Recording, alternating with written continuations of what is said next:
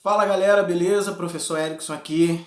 Então hoje a gente está com História 1, capítulo 13, Era Vargas, Governo Provisório de 1930 a 1934, beleza?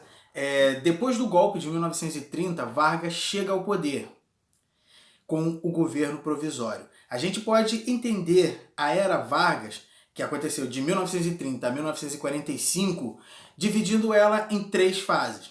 A primeira fase, o governo provisório, que durou de 1930 a 1934, que tem como características as transformações de um Estado oligárquico para um Estado com etapas nacional populista. Segunda fase, governo constitucional, de 1934 a 1937, que tem como característica a radicalização ideológica entre direita fascista e esquerda antifascista. E a terceira fase, que é o Estado Novo, de 1937 a 1945, que é o período ditatorial de Vargas. Beleza? O poder, a concentração de poder nas mãos de Vargas era a garantia da destruição do poder das oligarquias que controlaram o país durante muitos anos, né, no período da República Oligárquica. O governo provisório ele entra com a promessa de uma democracia, né, de uma nova Constituição e de votos diretos. Só que o modelo implementado por esse governo provisório ele parecia mais com a ditadura positivista da República da Espada, né? Com vários militares no governo e um governo autoritário que tinha, com a ordem, o poder, garantia de que iam manter a ordem dentro do país. Esse governo provisório, ele utiliza, não só o governo provisório, mas toda a era Vargas, o populismo como uma forma de se manter no poder.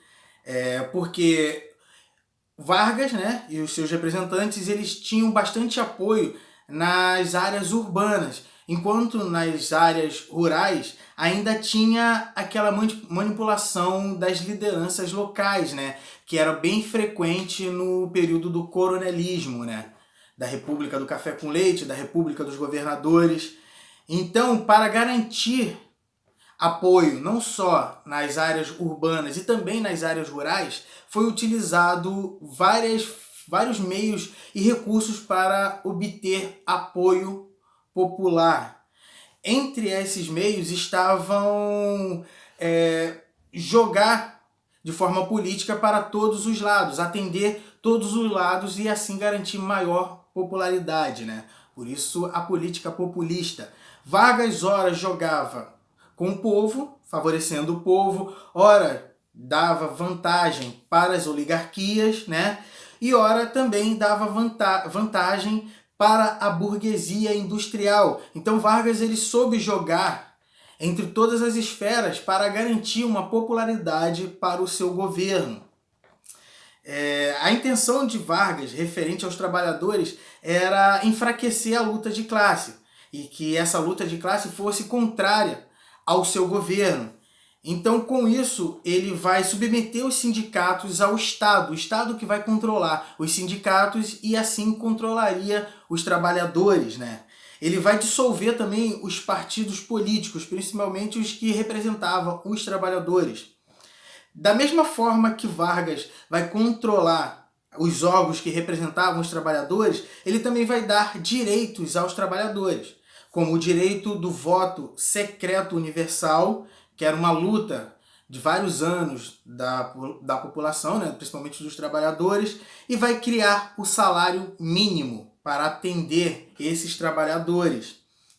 Porque da mesma forma que ele dava direitos aos trabalhadores, ele tirava a capacidade desses trabalhadores de se organizar contra o seu governo por meio dos sindicatos, né?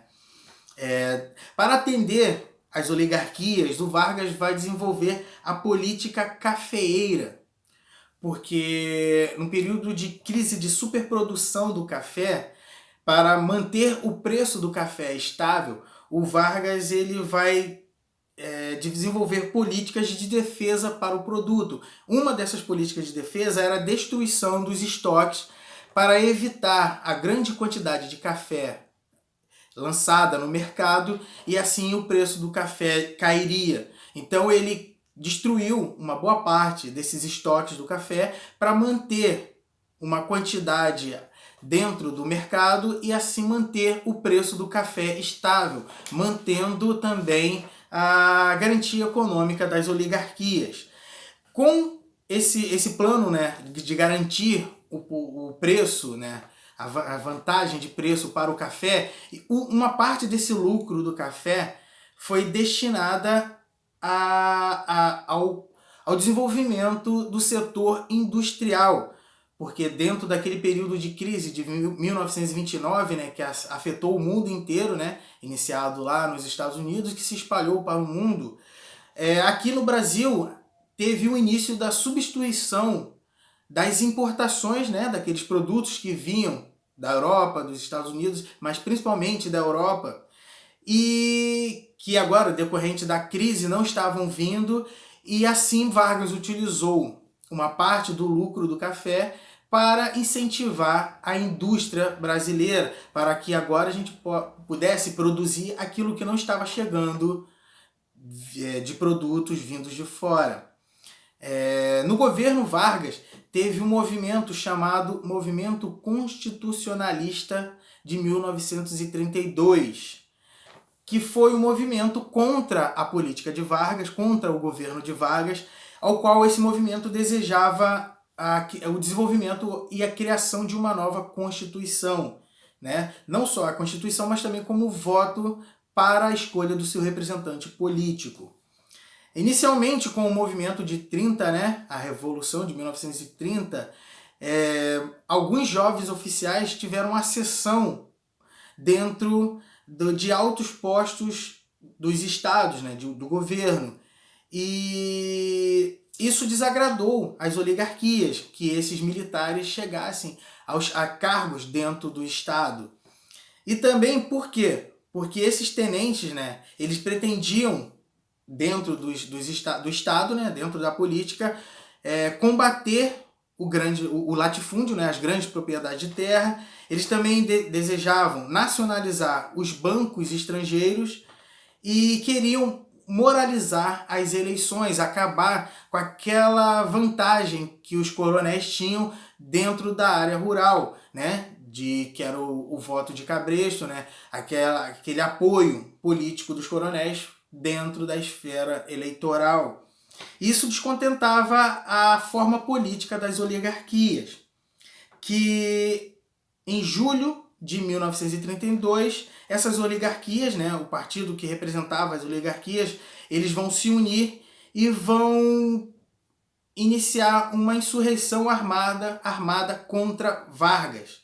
E nessa insurreição eles vão exigir um regime constitucional, que esse governo provisório estabelecesse uma constituinte e assim iniciasse voto para a escolha dos representantes políticos.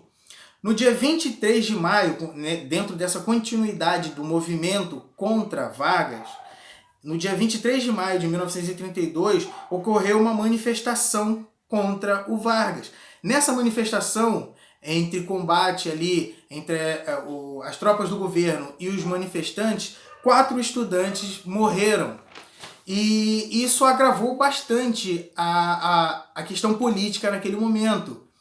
E no dia 9 de julho do mesmo ano, eclodiu a revolta que, nesse período, as tropas do governo entram em ação e derrota esse movimento. Só que Vargas observou que precisava, né, criar formas para manter o controle, para evitar que uma nova revolta acontecesse. E foi quando, em 1934, vai surgir a Constituição Getulista. No dia 15 de julho de 1934, Vargas vai criar uma nova Constituição. E na Assembleia vão confirmar Vargas como presidente, agora escolhido pelo voto indireto, voto dentro da Assembleia.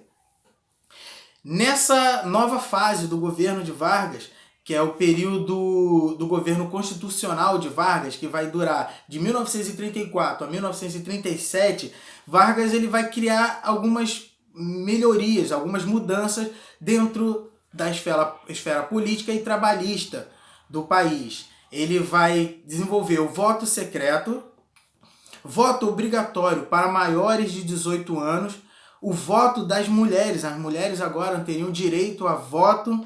Ele vai criar a Justiça do Trabalho e a Justiça Eleitoral.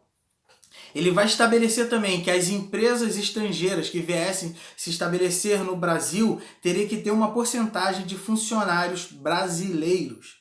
Também vai proibir o trabalho infantil, vai criar a jornada de trabalho de 8 horas diárias. Ele vai dar férias remuneradas para os trabalhadores, vai também estabelecer indenização para aqueles trabalhadores que forem demitidos sem justa causa.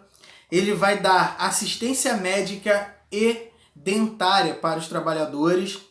Vai também criar remuneração para as mulheres grávidas, né, naquele período de licença maternidade. E vai proibir a diferença de salário para o mesmo trabalho por motivo de idade, sexo, nacionalidade ou estado civil.